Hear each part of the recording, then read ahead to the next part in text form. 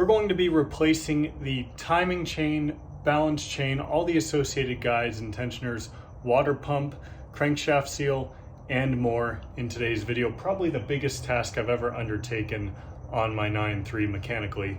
So we've got a lot of work to do. Let's get started.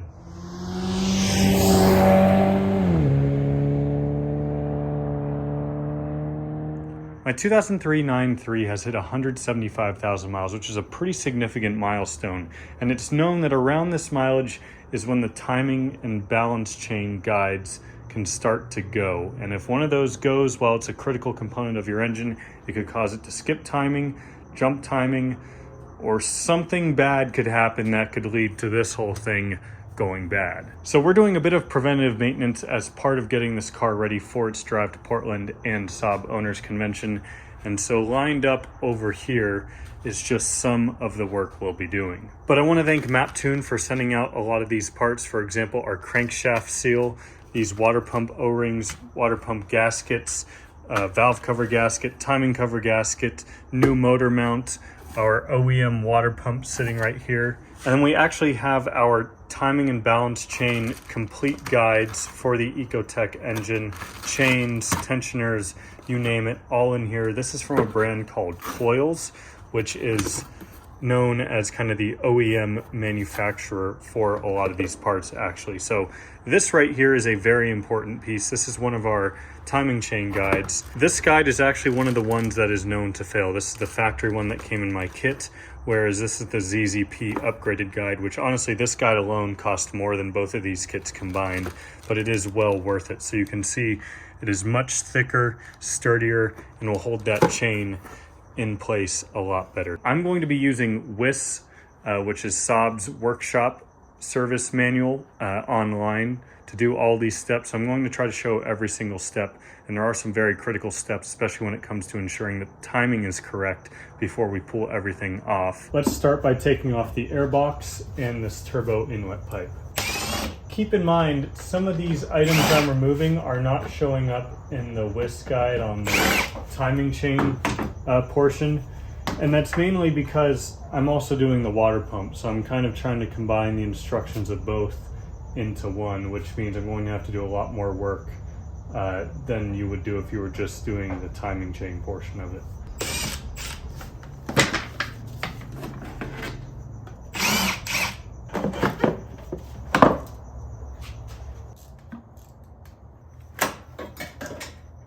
Turbo heat shield.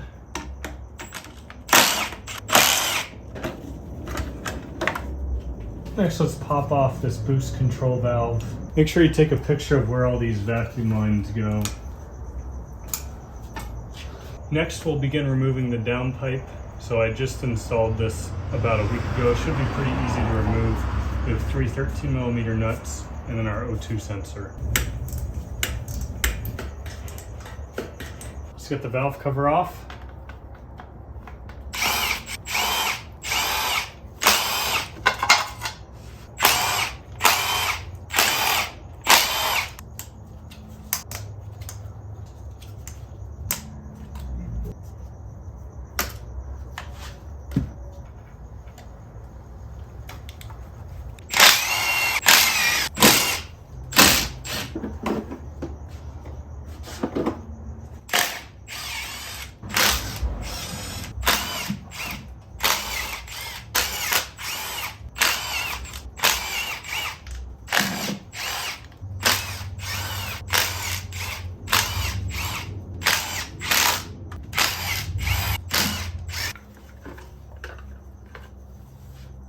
If you're like me and love your Saab and want to rep some cool Saab merchandise, check out the link at the top of the description. I have some pretty cool shirts I made of this car and of my 900. While we have the valve cover off, I figured it was a perfect time to not only deep clean it, but also refinish it, because you can see even cleaned up, it's still a little bit of an eyesore. So that's exactly what we're going to be doing. I'm going to try out some wrinkle paint from VHT. This has to be done a certain way because it's so thick and to make sure you get the wrinkle properly. So let's get this masked off and paint it.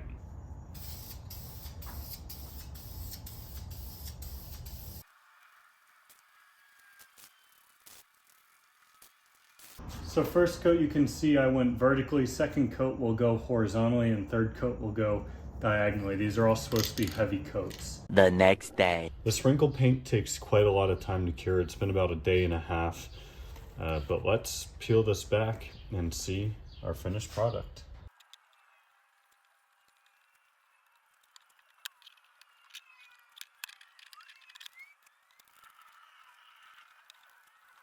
This turned out pretty good for my first time doing wrinkle paint. Sometimes people will put it in the oven to help speed up the curing process.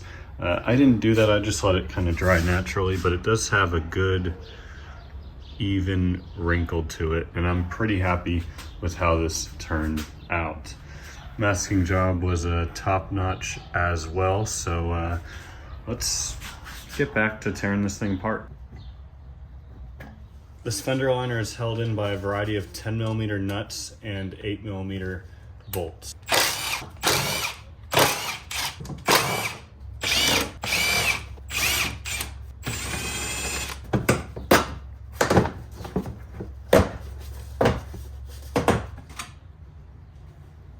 We have to remove this charge pipe, which goes from the turbo to the intercooler. There's one bolt on the turbo, which I've already loosened, and there are 2 bolts on a bracket up here that hold the bracket to the engine.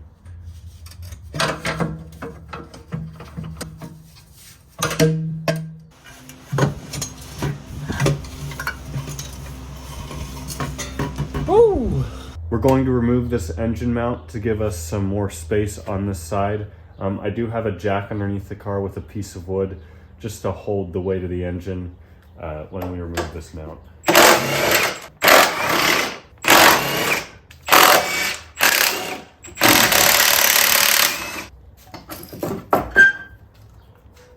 Old one, new one. And yes, I know this says Pro Parts Sweden on it, but unfortunately, that's the only brand that makes this exact motor mount, and it is just a motor mount, so it'll be fine. Next, we'll remove our belt and tensioner. So I need to first take tension off the belt by sticking our tool into the tensioner and rotating it counterclockwise, and we can slip the belt off and remove the tensioner. Oh, beautiful. Teamwork. So the belt has been pulled off, and as a 15 mil on the tensioner that we are loosening. The way I did it before, I slid it. Oh, there we go. We're popping out the spark plugs to make it easier to turn the crank.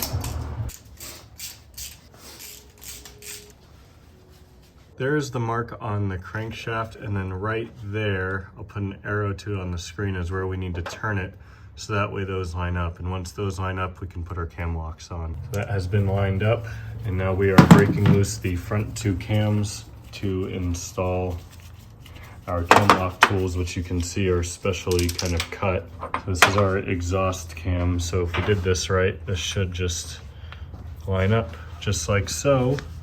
And then we can reinstall our bolts, and we can make sure we keep our timing correct. So these have been installed properly. They line up perfectly. Let's come back behind the engine. Our chain tensioner is right there, the part covered in oil. That's a 32mm. So I'm gonna stick the socket on there, pull that out. There we go. Now we need to get a gear puller on there, most likely, to get this guy off. Oh, never mind. Oh, you Jacob Strong hands.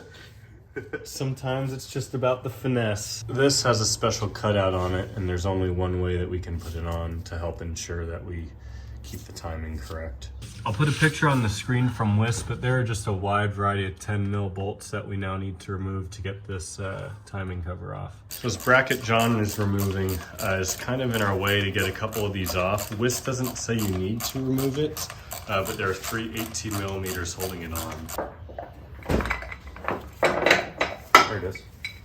GM conveniently puts a little prise spot in right here. This is at the bottom corner right by the axle, so we're going to use that, and this should pop off fairly easily. I don't see it. There it goes. You good? Yeah, Oh. just a little oily. Oh, that's okay. It builds character. It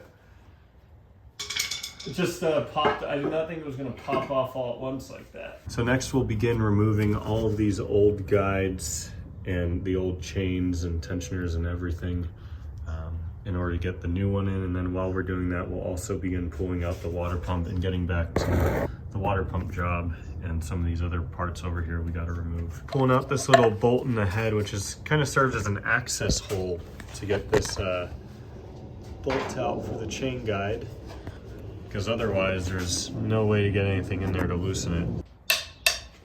Beautiful.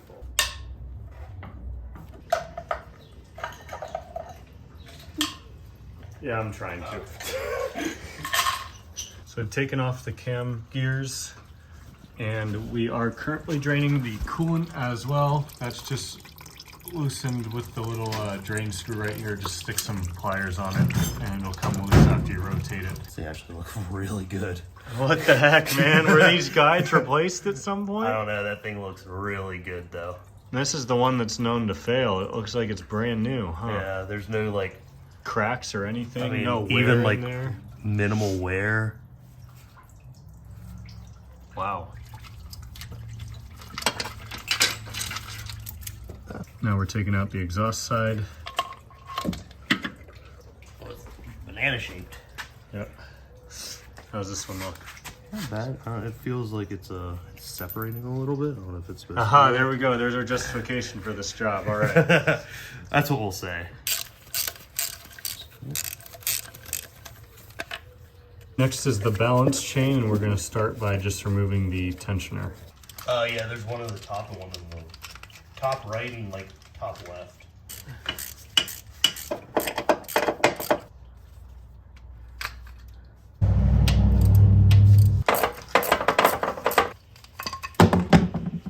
Let's all those guides out. Remove our chain. There are a bunch of 10 mils on the thermostat housing here that we need to take off and then start working on getting that cross pipe out. So there's the turbo drain line cracked loose, and we're losing a lot more coolant. So we should let that drain for a minute. 4 bolts that are holding the thermostat housing in. I can't quite show you the top 2, but these 2 have been removed. We've removed the turbo line to give us access to the 2 that are on top up here. I can't see what you're looking at right now, but I assume they're both on camera. So all 4 of those bolts are out. The bottom 2 are different lengths, and then the top 2 are the same, so make sure you mark them accordingly. But you can see this is now loose. So we're starting to run out of room in our coolant thing. But I'm going to now try to see if I can slide this over enough to get this metal pipe out. We did finally get it to pop out. John had to grab it from up top and I was getting it from underneath. It's really tight in there. But you can't really see it. The underside of the car is a mess right now. Definitely recommend draining the water pump. Yeah, for future reference, there's a drain bolt on the water pump they tell you to do. We thought, it'll just drain when it comes out, but it did. Yeah, it did, but oh man, my face is all dirty too. My entire arm and shirt are just soaked in coolant now from that. So the metal tube is loose, and there are 2 bolts holding on the water pump, one right by that bleeder screw up top, and then this one right here. There's a 3rd bolt right there, we think. 4th, technically, I guess. Let us get the water pump out. Got the crossover tube out. These are apparently O-rings that are known for leaking, but they're huge and make it very hard to remove them. You really got to put a lot of force on it. We've got 2 new ones from Maptune, so we'll throw those on now. Here's our new OEM water pump with a GM label on it, of course. And so it kind of already has the gasket built in.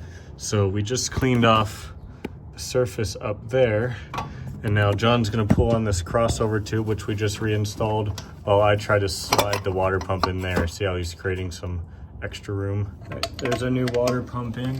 John is just tightening down the last bolt right there, and the others are already tight. So that crossover pipe has been reinstalled it, and now I need to put the 4 bolts back in the thermostat housing. After that, we'll reinstall this turbo coolant line. We need to tighten it back down on that side and then mount this side back to the thermostat housing. There's an arrow on this balance shaft. There's an indicator on this one. Over around here, I don't hit the light. And we have a dot on the balance shaft chain drive. On our chain itself, we have 3 indicating links. The bluish gray, gold, and a bluish gray. So you line this up with your first balancer shaft, line that mark up with your next one, and then finally line all that up with the dot on the crankshaft. And everything's in Easy enough. time. While he does that, I'm going to do the more menial task of replacing this little gasket in here, as well as our crank seal. This one's going to require a bit of work to clean off. Blue is lined up, blue is lined up, and then it's hard to see because it's on the back side, but that one's also lined up. It's easiest if you thread it around the water pump first, and then line up this mark, and then line this one, and finally line this one up, because there's a little bit of slack in the chain to kind of plug it over that gear. Well, now we got to throw our guides in and tensioner.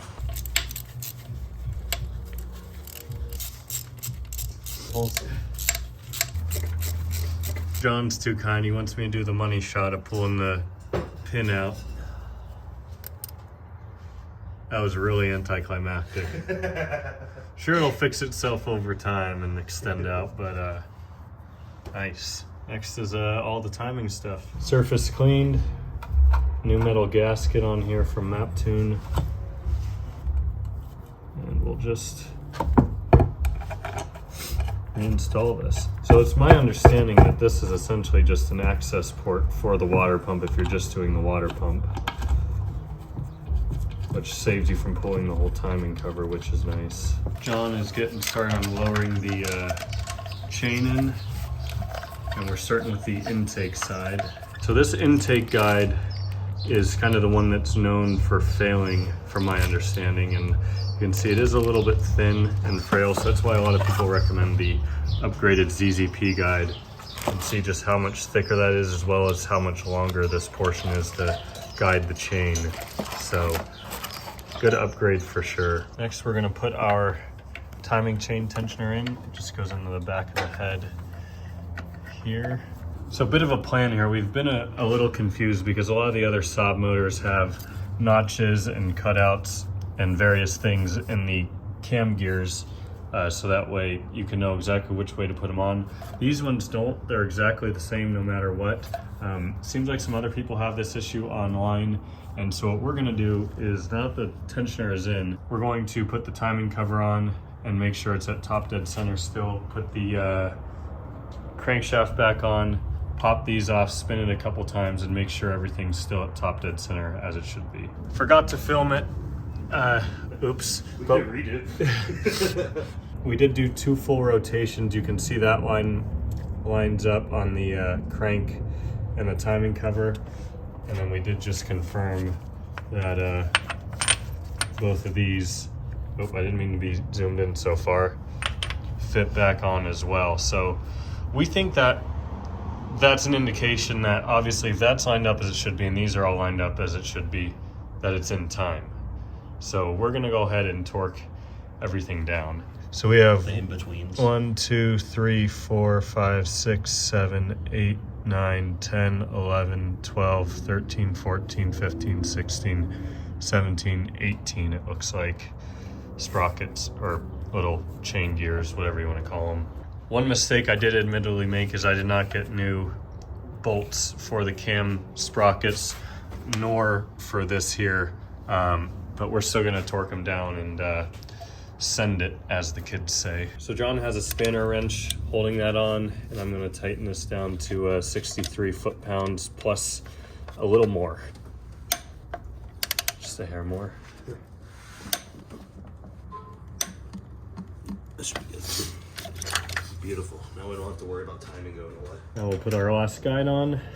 Although the other 10 millimeters. Next we'll tighten down the chain tensioner, which is 55 foot-pounds. We're using a little thread sealant on this plug for the head based on what WIS says to do. So although all these guides seem to be, well, in pretty awesome shape, like this one's probably one of the ones that's worse for wear, and it's just got a little bit of markings on it from the balance chain running through it.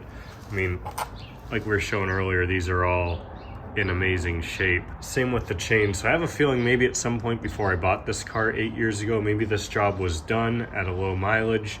I'm not sure. So even though I might not have needed to do all this, again, it is great preventative maintenance, and I also am hopefully fixing my oil leak that was coming from the timing cover. So if you're gonna pull the timing cover off, why not go ahead and do all this stuff too? All these guides have been tightened down. We've got our new ZZP guide in there, as well as all the coils, guides. Everything here has been cleaned off, and we've got this side cleaned off. Our new gasket is ready to go, so let's get this installed.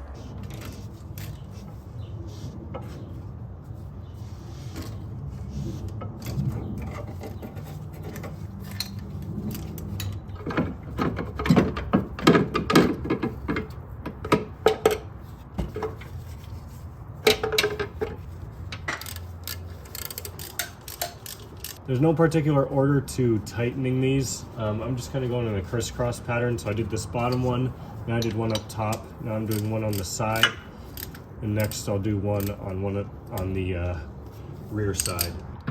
I torqued down all of those bolts to 15 foot-pounds. Now we can install our crank. This is supposed to be tightened to 75 foot-pounds plus another 75 degrees. Let's reinstall the spark plugs before we torque down the crank.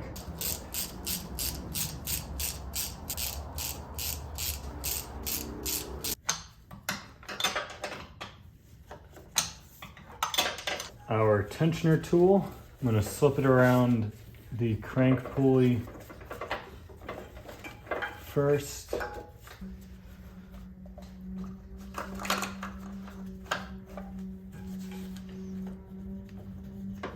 And on with our motor mount bracket. Quite a tight fit. I'm going to jack the engine up a little bit to where we can get our bottom bolt in. And our new motor mount from MapTune. Again, feel free to check out MapTune for any sort of Saab needs you have, specifically with their aftermarket selection. They've got tunes, they've got exhausts, they've got all sorts of suspension kits, brake upgrades, cosmetic upgrades, anything you can think of. They're the ones you want to go to for your aftermarket support. So check out MapTune. With these ones mostly in, I'm going to drop it down until it rests onto the frame of the car, and we'll slide the other 3 bolts in. Oh, that lines up pretty well.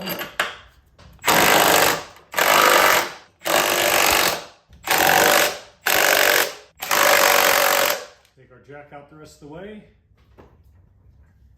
Oh, beautiful. That, no more jack needed. She's fully supported, and wow, that thing's not moving at all. This big mount makes quite the difference. Let's install our valve cover gasket.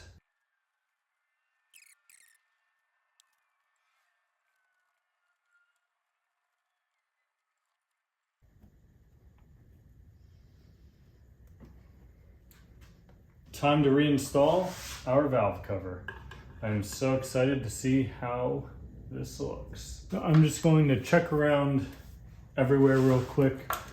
Make sure the gasket didn't slide out or anything. I'm gonna reinstall all these bolts one by one, just kind of in a crisscross pattern. There isn't a specific way that they need to go get tightened down, but they are supposed to be torqued to 7 foot-pounds.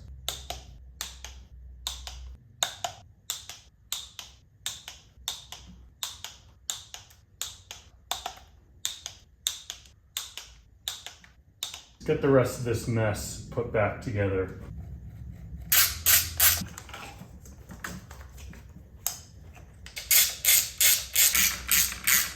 Don't forget the very important ground cable.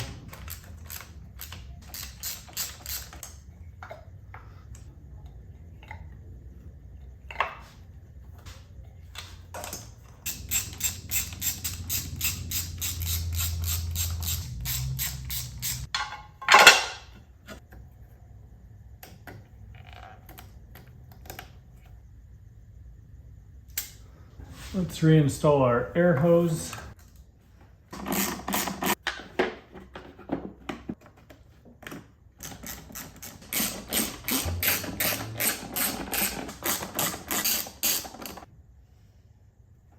All the work up here is done. Valve cover looks amazing. So I'm gonna get underneath. I wanna degrease the oil pan and all this stuff under here, and then move forward with reinstalling the down pipe, the charge pipe here, which I'll clean up under tray, and a few other things before we're ready to hopefully top it off with fluids and start it up. Everything's back together. I've got the coolant started, checked oil level, it's good. And so let's start this thing up. We're hoping for two things. First off, it runs well because it's timed correctly. Second off, it doesn't leak.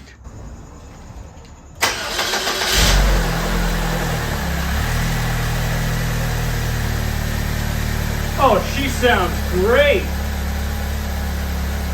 Exhaust is smoking a bit, probably because my oily hands are on it. So we're just gonna let her run.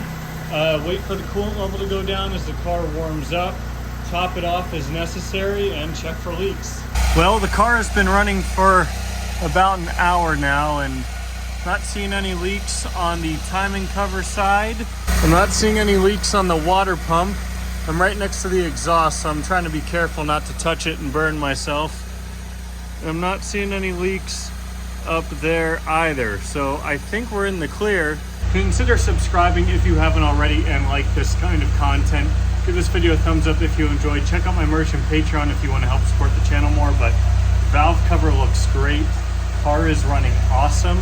I'm super happy with how this job turned out. Big thank you to John. I'll put his Instagram on the screen. Real homie helping me out with this. And I'll see y'all next time. Thanks so much for watching. Take it easy.